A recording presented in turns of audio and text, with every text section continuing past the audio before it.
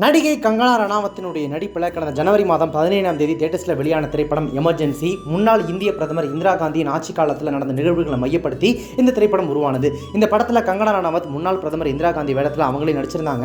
அவங்களே இந்த படத்தை டைரக்டும் பண்ணியிருந்தாங்க அப்படின்றது குறிப்பிடத்தக்கது. பெரும் எதிர்பார்ப்பில் வெளியான இந்த திரைப்படம் பெரிய வரவேற்பு பெறல, வசூலிலும் பெரிய பின்னடைவை சந்தித்தது. சமீபத்தில் இந்த திரைப்படம் நெட்ஃபிளிக்ஸ் ஓடிடி தளத்தில் வெளியானது. ஓடிடி வெளியீட்டிற்கு பின் ரசிகர்களிடையே ஓரளவு நல்ல விமர்சனத்தை இந்த திரைப்படம் பெற்று வந்துட்டு இருக்கு.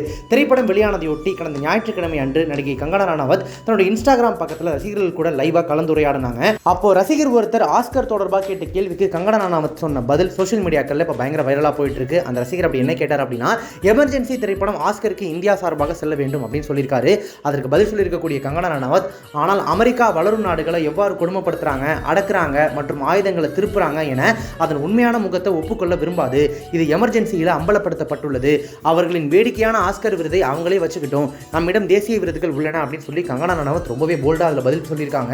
கங்கனா ரணாவத் இதற்கு முன்பு 4 முறை தேசிய விருதுகளை ஜெயிச்சிருக்காங்க அப்படின்றதும் குறிப்பிடத்தக்கது.